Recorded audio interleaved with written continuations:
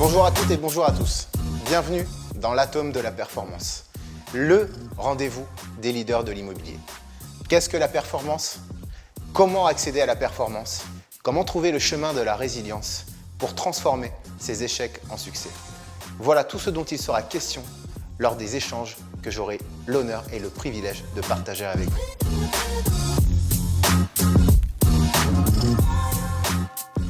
Je ne porte pas ma casquette de président fondateur d'un groupe immobilier, ni celle d'un journaliste, ni celle d'un intervieweur. Je porte ma casquette préférée, celle de Sébastien Doussin, performeur de l'immobilier, toujours en quête de nouveaux challenges. J'avais à cœur de rencontrer ceux qui font palpiter le cœur du monde de l'immobilier, ceux qui sont une véritable source d'inspiration. Car la réussite des autres, je ne l'envie pas, je m'en inspire.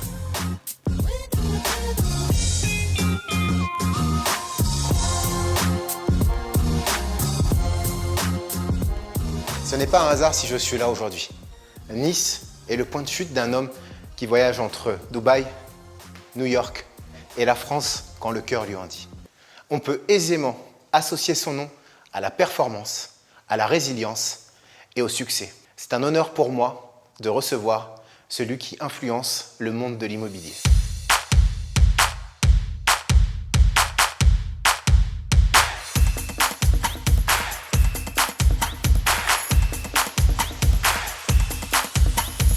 Salut la team rentable et bienvenue dans cette nouvelle vidéo. Aujourd'hui, je vais analyser et décrypter avec toi tous les termes de l'immobilier.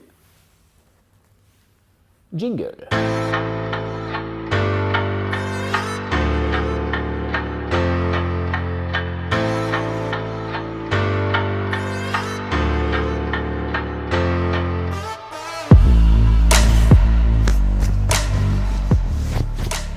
Salut Seb.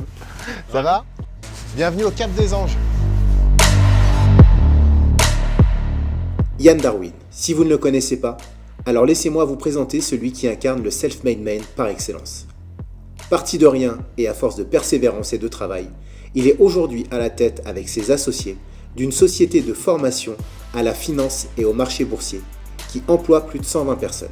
Son ascension fulgurante et sa réussite l'ont habitué aux belles choses. J'avais donc à cœur de le recevoir dans ce somptueux duplex niçois.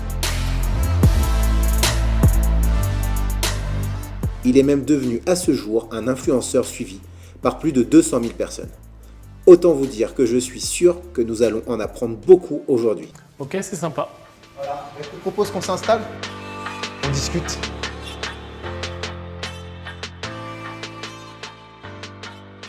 On va tout de suite rentrer dans le vif du sujet. Je vais te poser une question. Qu'est-ce que représente pour toi la performance? Wow. C'est large comme question là pour m'attaquer comme ça.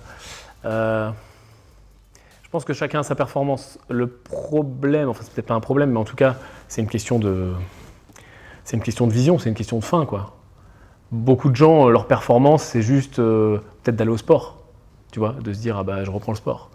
Puis d'autres gens, des chefs d'entreprise, c'est peut-être d'aller chercher du chiffre d'affaires. Donc, je pense qu'elle est propre à chacun, la performance. Mais par contre, je pense que c'est un muscle qui se travaille. Et toi, justement, comment tu as pu le travailler? Est-ce que tu penses que c'est inné, d'ailleurs? Pas du tout. Ou est-ce que ça se travaille? Moi, je suis un putain de flemmard. Moi, je me fais violence, en fait. Et moi, ce que j'ai compris perso avec le temps, c'est que ce qui fonctionne bien, pour moi, c'est de sortir de ma zone de confort et de me forcer à faire des trucs qui ne sont pas confortables, tout simplement. Et tu sais, moi, il y a quelque chose que je schématise toujours, c'est que je pense qu'on a tous un poil dans la main et qu'il faut tous se le raser tous les matins. Ouais, je pense ça. Ouais, je pense que important. tout le monde est flemmard. Enfin, je sais pas. Peut-être il y a des mecs, c'est des super-héros, ils sont jamais flemmards, ils se lèvent tous les jours, ils sont à fond, etc. Moi, c'est pas mon cas. Donc pour toi, c'est pas inné, donc ça se travaille. C'est plutôt rassurant pour les gens qui vont nous regarder de se dire que voilà, Yann Darwin qui a réussi ce qu'il a entrepris jusqu'ici, et c'est une prise de décision et une mise en action.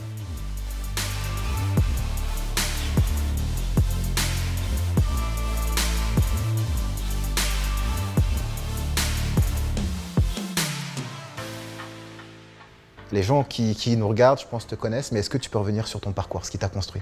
Ouais, je te le fais en accéléré, mais très rapidement. Ouais. Je suis un autodidacte. Ouais. Si je remonte un peu plus de 10 ans en arrière, j'étais pompier professionnel, rien à voir. Donc peut-être le côté sport vient de là aussi, le côté un peu dépassement de soi. Mindset, ouais. J'étais bien dans mon taf, mais j'avais des ambitions beaucoup plus grandes. Je finis par quitter mon taf et Je fais de l'immobilier et là me vient l'idée, via mon réseau personnel direct, de commencer à faire de la formation IMO, puisque tout le monde me pose des questions sur l'IMO. Donc je me lance sur Internet, chaîne YouTube, formation IMO. Je commence à lancer la boîte, je rencontre quelques années après mes associés actuels dans Green Bull, et puis on monte Green Bull Group. Et Green Bull Group aujourd'hui, c'est 15 marques et sociétés, c'est 100 millions de valo, c'est un peu plus de 15 millions de chiffre d'affaires annuel, et c'est 120 personnes. Et c'est beaucoup d'ambition et beaucoup de projets en dev.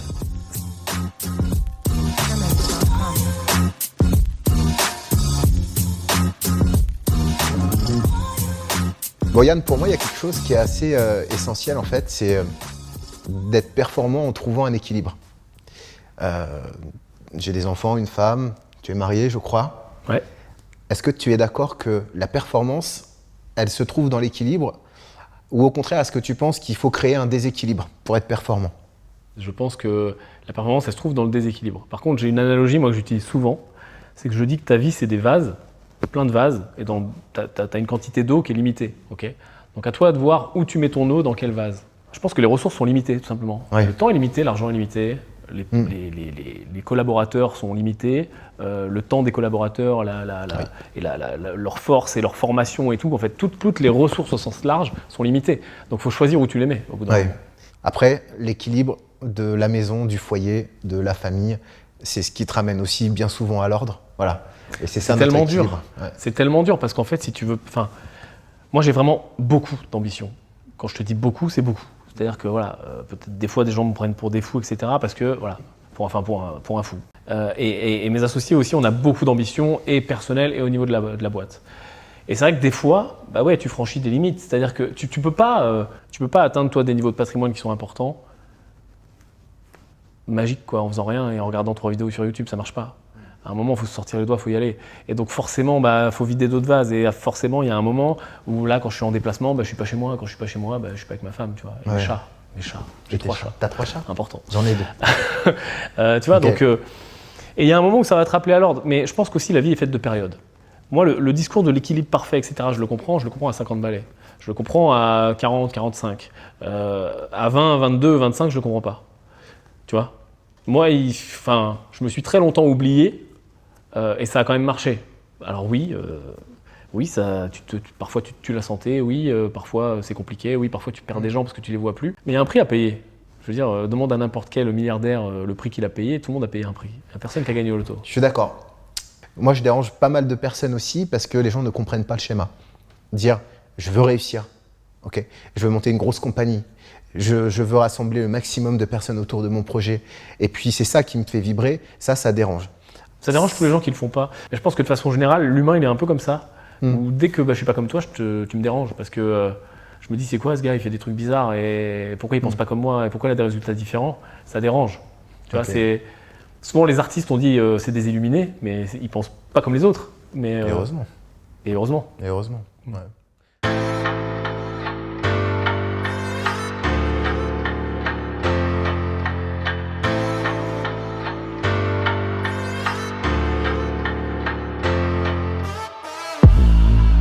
Si tu me permets, j'ai une vidéo à te montrer. Ouais? Ok.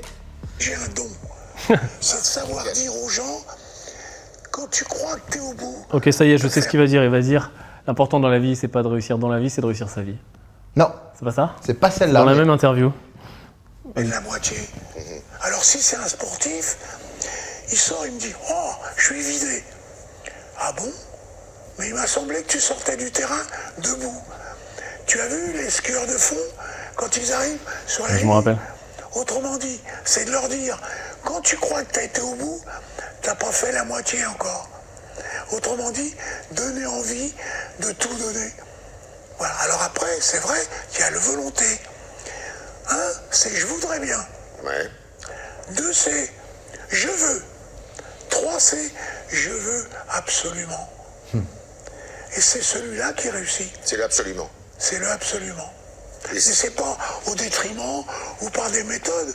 C'est simplement je le veux vraiment. Bah ouais. Bah voilà. J'aime bien la fin. C'est je le veux ou je le veux vraiment, absolument. Mais c'est les questions d'objectifs dont on parlait. Ouais. C'est où est-ce que je mets mes objectifs et quand est-ce que je les repousse en avant en fait. Parce qu'on met toujours des objectifs au début où on est peut-être un peu confortable, à tort. Et voilà, on va remplir l'espace. Tu sais, il y a une loi que tout le monde connaît, la loi de Parkinson, qui dit qu'en gros, quand tu as un temps déterminé pour faire quelque chose, ben, le temps va se distendre pour que tu remplisses pile poil. Si tu te dis que tu as un projet à rendre dans 3 semaines, ben, tu vas le rendre dans 3 semaines. Tu vois, si tu es en avance, tu vas ralentir. C'est un petit peu la même chose avec les objectifs pour moi. Si l'objectif il est là, ben, tu vas le remplir, si tu es plutôt bon. Et puis, bon, bah voilà, tu vas le remplir. Mais si tu arrivais aux 2 tiers, 3 quarts de l'objectif, tu dis pas non, mais c'était bien cet objectif, mais vas-y, viens, on le double. Vas-y, viens, on fait 3 fois ça. C'est ça qui fait la diff pour moi, c'est de repousser toujours ses objectifs. Et ce qu'ils disent, je le comprends comme ça, en tout cas. Pour moi, c'est ça. Ouais. T'en as jamais assez, toi, en fait. On n'est pas tous voués à avoir une capacité comme Ian Darwin à se dire on va multiplier par 10. Est-ce que tu crois qu'il y en a beaucoup qui pensent comme ça? Et les gens qui vont accéder au chemin de la performance, je pense que dans ce qu'on a pu voir avec Bernard Tapie, est-ce que tu es d'accord avec moi pour dire que ce qu'ils vont devoir retenir, c'est de ne pas s'arrêter lorsqu'ils sont fatigués? Ah oui, clairement. Mais l'analogie avec le sport, elle est très vraie. Hein. C'est exactement ça. C'est-à-dire que, en fait, quand t'en peux plus, ouais, t'es à la moitié. Ça me permet de rebondir. Tu sais, on a la promenade des Anglais juste ici. Il y a 2 ans, j'ai réalisé l'Ironman de Nice. Donc l'Ironman de Nice, tu connais, je pense, l'épreuve. Dans un Ironman ou dans une course d'ultra-endurance, comme des trails ou comme des marathons, 20 fois, ton corps te dit « arrête, assis-toi, allonge-toi, qu'est-ce que tu fais, arrête-toi ». Si à ce moment-là, je m'écoute, t'abandonnes 3 fois dans la course. Et dans les moments où ça va vraiment, vraiment pas, où tu te dis « je suis vraiment dans le dur, là c'est vraiment compliqué, je peux plus ». Si tu abandonnes dans ces moments-là, il se passe plus rien après. Tandis que si tu passes ce cap-là, après tu te rends compte que 15 minutes après, ça va. Tu reprends le dessus, tu vois. Et ça, la vie, le sport me l'a enseigné, plus que la vie. Je pense que c'est ça qu'il faut chercher en fait. Il faut aller chercher cet inconfort dans plein de trucs. Et dans l'entrepreneuriat, ça fonctionne bien. Quand on dit on va ouvrir un autre marché, quand on dit on va partir à l'international, c'est facile de le dire. Mais au bout d'un mois, au bout de 3 semaines, c'est là que tu es dans le dur, c'est là que ton corps il te crie tout le temps d'arrêter, d'abandonner. Il faut juste ignorer ce signal. Enfin, il faut juste intégrer qu'il est normal et que ça va t'arriver genre toutes les semaines. Aujourd'hui, on est à peu près de la même génération. Tu vas sur tes 40 ans, tu as la possibilité de tout arrêter. Je pense que tu as la possibilité aujourd'hui de te dire « j'arrête de travailler et je coule des jours heureux ». Est-ce que ça t'a traversé l'esprit? Non. Ok. Non, parce que je me mets des objectifs et je me mets des trucs qui m'excitent. C'est-à-dire que quand j'en serai là, ça va me permettre de faire quoi? Et là, je mets des trucs marrants, des trucs cool. J'achèterai telle maison, ou je commencerai à collectionner des bagnoles, parce que j'aime les voitures anciennes. J'aime l'art de plus en plus, donc je vais acheter de l'art. En fait, je me mets des trucs que je trouve cool derrière des objectifs qui sont juste des objectifs de business chiffrés, etc. D'accord. Et tu sais que la plupart des gens, même je pense 90% des gens qui se retrouveraient dans ta situation, ou même peut-être quelque part un peu dans la mienne, parce que je ne cache pas ma réussite non plus, je suis comme toi, tu sais que 90% des gens arrêteraient, je pense. 90% se diraient, là on est dans un bel endroit, si je peux acquérir un endroit comme ça, si je peux tout vendre et tout arrêter, je pense que 90% des gens à notre place arrêteraient. Tu fais partie des irrassasiables. Tu ne seras jamais rassasié. Non, ouais, je pense pas. Moi, j'ai plein de projets qui m'excitent. Toute ma vie, je sais que j'en aurai. Et qu'au bout d'un moment, je vais arriver, je pense, à un level qui va me permettre d'y arriver.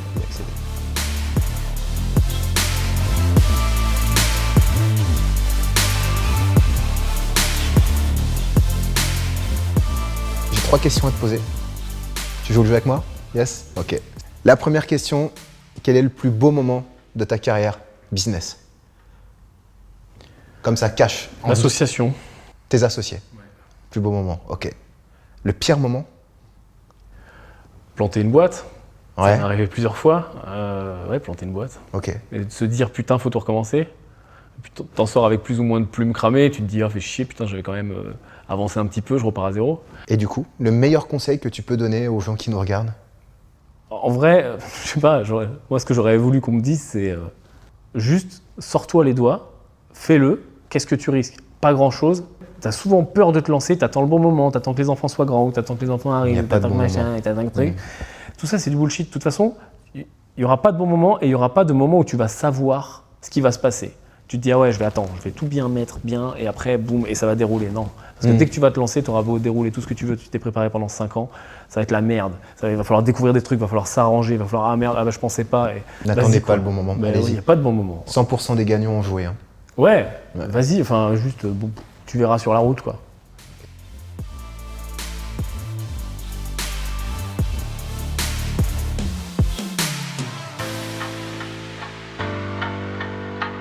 Merci Yann.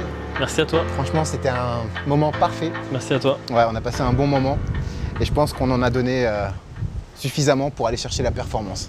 Bah, j'espère. Et puis on a un petit rituel dans l'émission, si ça te va, c'est de terminer par une petite bande son. Donc j'ai choisi une petite musique, tu me diras ce que t'en penses. Vas-y.